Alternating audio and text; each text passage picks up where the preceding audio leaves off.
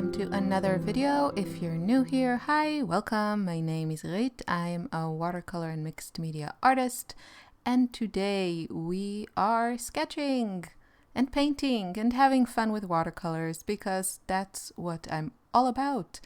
And today I actually started with some pencils, which is quite unusual for me. I tend to start with, let's all say it together, Caran Neocolor. The word Neopastel was stuck in my head. Neocolor 1 and sometimes 2 pastels because I love the effect. They are very waxy pastels, and that means that I can sketch with them and I can get that kind of rough line. And also, because they are pastels, they deposit more product than pencils do, and they create, and by doing so, they create a nice resist to the watercolors, which is an effect that I really enjoy and also works for me, and I'll explain why. I have kind of pretty much since the start of my watercolor adventures a few years ago, I always wanted to paint in a loose style, and a lot of artists that I learned from do these kind of like large washes at the beginning. And I find I have a heavy hand when it comes to watercolors. It is very hard for me to create super light washes.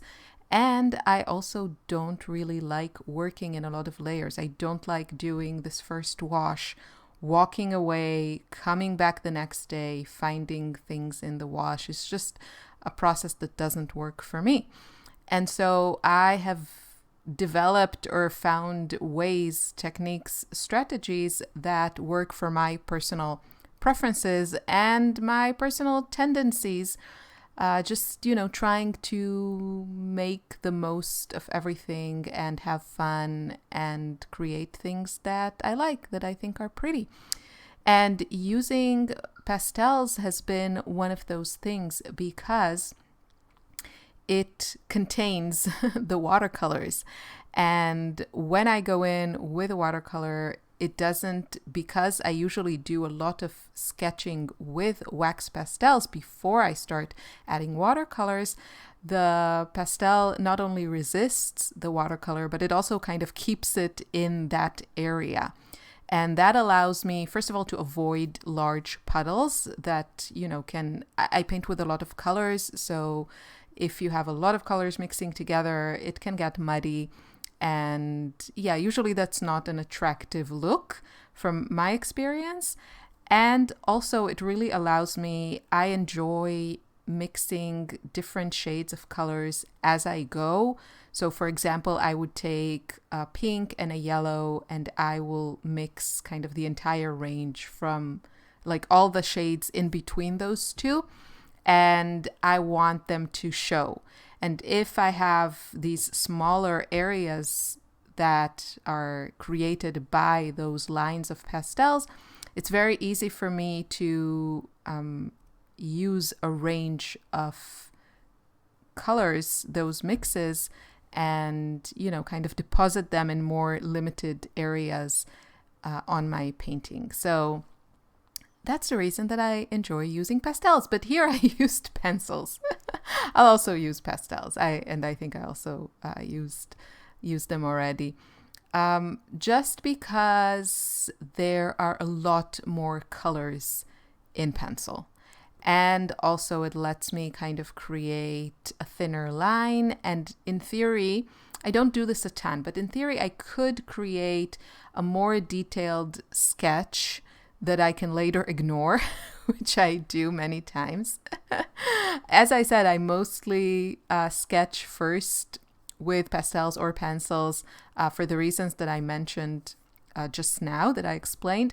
I don't sketch necessarily to, kind of tell me, okay, this area is going to be painted in red because this is the roof. Like, I don't necessarily sketch for the reasons that most people sketch. I just enjoy it as an element of my painting. I use it as a resist, all those things I said, and kind of a suggestion for my composition. But I definitely don't limit myself. I don't paint within the lines once I sketch. So a lot of artists that paint in a loose style, they prefer not to sketch, and I understand that because they don't want to be like boxed in or limited, or they also enjoy something that I enjoy, which is kind of reacting to what is happening on the paper.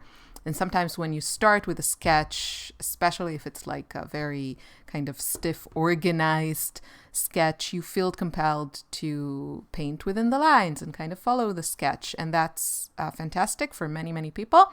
Not for me. So my sketch is more of like an element in itself, and it usually or almost always shows in the final artwork, and I like that look. I really like that that look of a sketch, let's say. That's my preferred look. That's why, I used to paint a lot in sketchbooks, and I kind of move back and forth between painting on sheets of paper or blocks or pads or whatever, and painting in sketchbooks, because I like that look of like something being more raw, more sketchy, not necessarily like perfect. And I'm not going to say finished, because, a lot of people paint or sketch and that's what they do. And a lot of other people appreciate that kind of look. So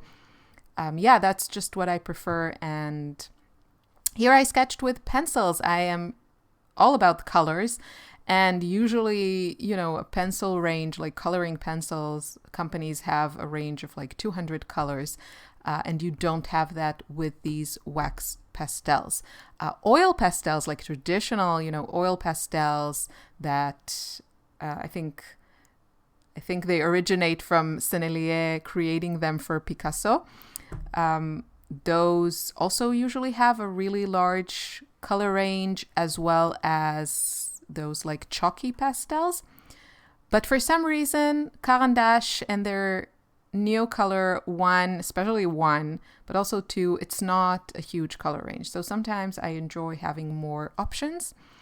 And that's probably why I started today with pencils, because I have a lot of pencils that I like. But they just don't deposit enough product. And so I kind of go back and forth, combine the two. And you'll see me use both in this video and also future videos. I'm very big on splatters. I do need to bring or find somewhere like an old toothbrush and create more of those like really, really fine splatter. I really like how that looks, and I want to, add it to my repertoire of splashes. Sorry about that. That was saying a French word in an Israeli accent, which resulted in something quite weird and unattractive, because French is, it's the language of love, and I butchered it a little bit. So there you go. I'm not French. So I'm painting. As you can see, I'm using my favorite colors. This kind of, when it was finished, it kind of gave me Greece meets Venice vibes, because these arches kind of remind me of, like, I have the domes and they're blue, so that's a wink to Greece, or to the islands that I visited this summer. And then the arches kind of remind me of Venice. And but usually the colors in Venice, or when you see people painting Venice, it's these like really warm golden, orangey, beautiful colors. So maybe I'll get there, because it is autumn, and everyone's in autumn, fall mood. I have a problem, because I don't like most of those colors of autumn, like those, pumpkin oranges and those kind of warm reds, those even like darker reds. yeah, I don't like to paint with those colors. So I think it's just time for me to kind of ignore all outside influences and go with my color instincts, which usually point me in the direction of bright rose and a pop of teal. But that's where I live. That's where I'm happy. And I think that's, it makes my artwork mine. It makes it more recognizable. It's just the things that I love. So I don't see a reason to follow trends or seasons or whatever if it doesn't work for you. So I'm just making my own version of color stories that I enjoy. And of course, I'm kind of using the same supplies. I really haven't bought any new art supplies in quite a while. And, besides the occasional, I bought maybe a couple of palettes that I wanted to try. Besides that, I really haven't expanded my collection of art supplies. And I'm feeling really good about it. I feel kind of more in control, and I feel I have the opportunity to really focus and find those supplies that I love to use. And there was a time where, I kind of regularly added things. The reason to all of that is, wanting to try things. If you don't try new things, if you don't explore new supplies, you might miss out on things. So I'm not saying that, I'm not going to buy new art supplies or I'm not going to try new things. I actually really, really want to go back and paint more on canvases. So I'll just have to do that at some point. But yeah, it's so, you have to try different things to find out what you like. But at some point, I just felt there was so much stuff coming in, and I get a lot of offers to try different products, review them on my channel. And I just, honestly, I decline those these days, especially ones that are more targeted at crafters, student grade stuff that is not necessarily bad or anything, but it's just it's not where I'm at. And I just want to paint. I want to enjoy and get to know my supplies. And I don't it's just distracting, It's distracting. It's kind of overwhelming when you keep on bringing new things, trying new things. Especially for me, I use several mediums on a painting. And so there's always room for more, right? It's not just okay, buying a couple of new watercolor tubes every week or month or whatever. It's there's so many things out there to try.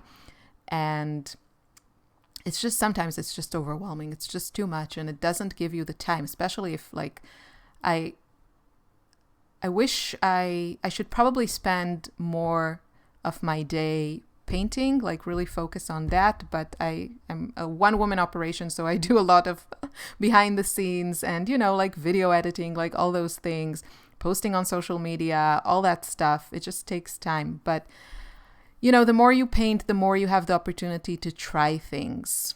But if you don't have hours every single day, then it just gets overwhelming. And then you have a bunch of stuff that you don't know if you like them.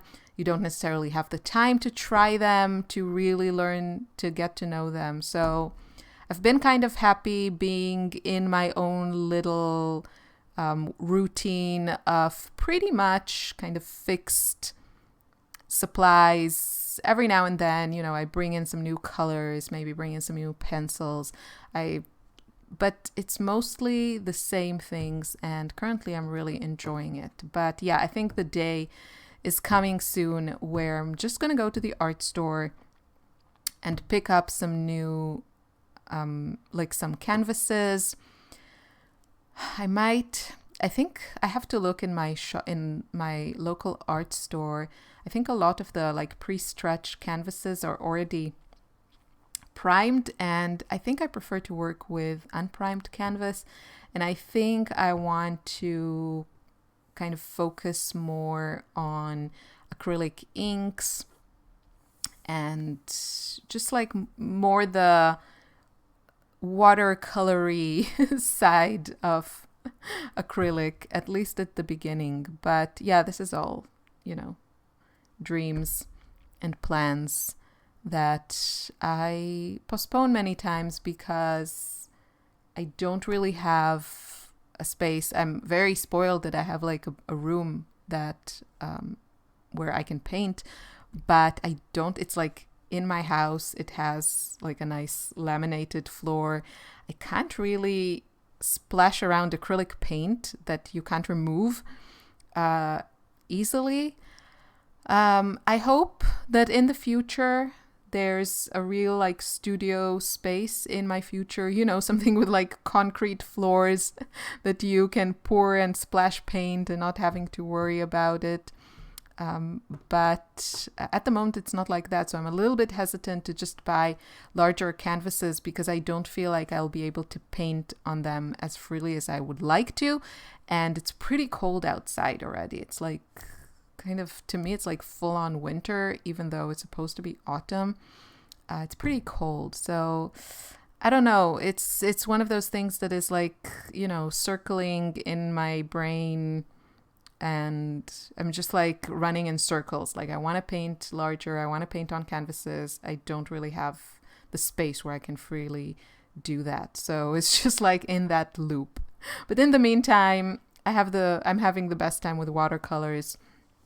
I love watercolors and I just love the way they look. I wish that you could paint with watercolors on canvas and have it look and behave exactly like paper does.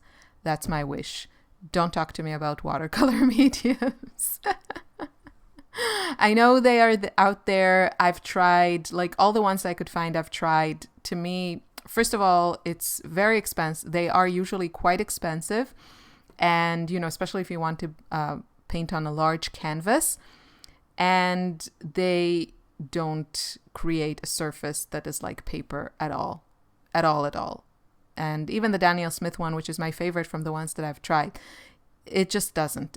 It's not like watercolor paper, and it is quite expensive. And to me, it's quite like an annoying process that you would have to do, like every piece of canvas you want to paint on. Like prep it with this medium. Usually you need more than one layer, and it doesn't get me the results that I want. So I don't know. I guess I just have to figure things out, but I need a more like paint splash friendly space for that. And yeah, maybe I'll just go outside, put on some mittens and a coat and, suffer for my art because, yeah, maybe that'll get me to where I want to go. What can I tell you about my painting? I don't know. I'm just really, really having fun painting it. I mean, obviously now I'm recording a voiceover. I painted in silence. It is quite challenging to paint and talk at the same time, especially if you're not just chattering, if you're like actually want to say logical things, coherent things, or explain your process. And many times I just want to paint, enjoy, be in the moment. And so I try to film every time I paint, and then I can jabber on and share with you my random thoughts while I watch and you watch me painting. So the brush that I'm using is a really, really fantastic brush. It's kind of my go-to at the later stages of the painting, and I will leave the details below, and I've used it in previous videos, so you can also find it there and see it there. This particular one is a bit harder to find, but there's another one that is almost identical that I've used for like a long time before I had this one, and it is more easy to find. It's by Pro Arte, and I will leave the details in the video info section. If I forget, remind me in the comments and I'll be happy to share that with you. It's a fantastic brush for two things.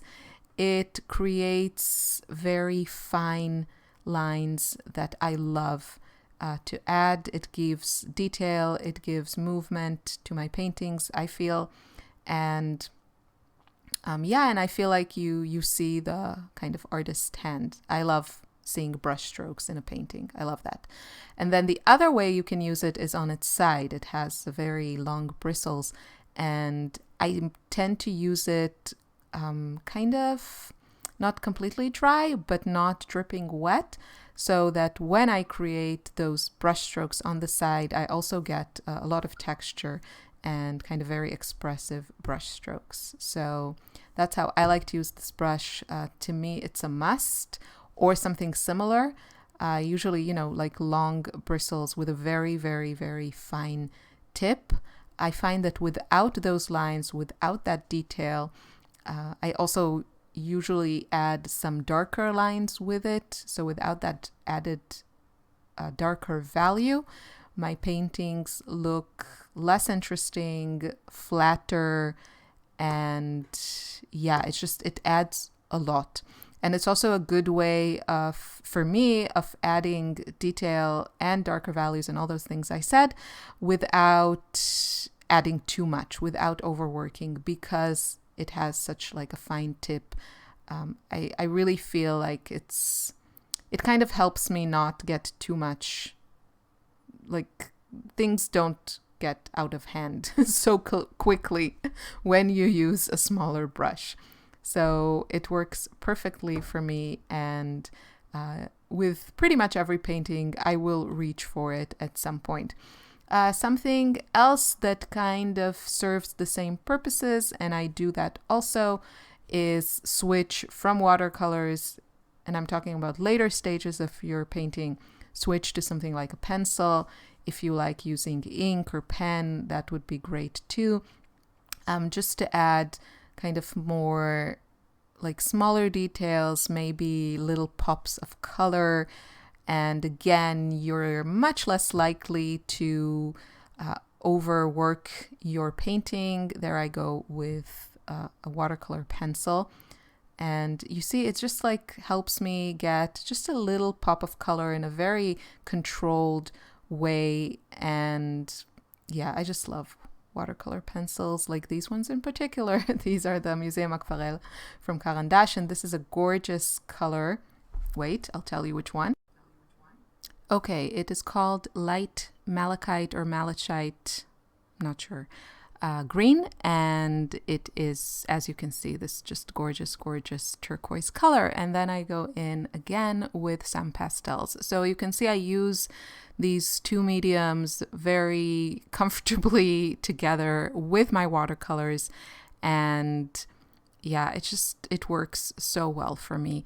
And it really allows you to add that pop of color, that kind of accurate or more controlled detail, without worrying about it like mixing with your watercolors, creating puddles. I don't like to wait.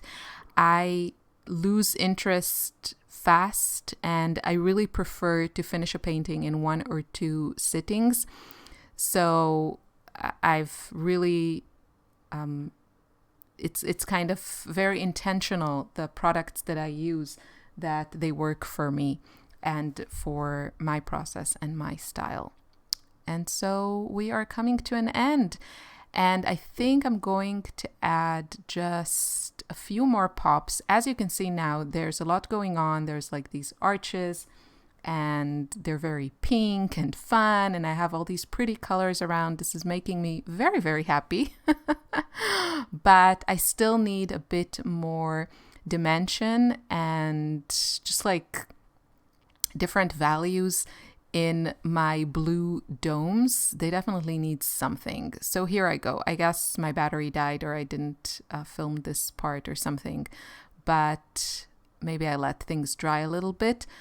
So there I go, just adding some pure French ultramarine with my super thin Dagger brush. And again, it helps me add more concentrated color. Because it's a small brush, I can really load it up with a lot of pigment and just a little bit of water, just so it can move a bit more, but not get everywhere and not create puddles of mud. This is the stage where I have to kind of be careful, go slow, and, you know, think a bit more about what I'm doing so that I don't overwork things. And a few splatters are always good. So I hope you enjoyed this video. I hope you feel inspired to paint things your way. Have fun. I'll see you soon in another video. Take care. Bye bye.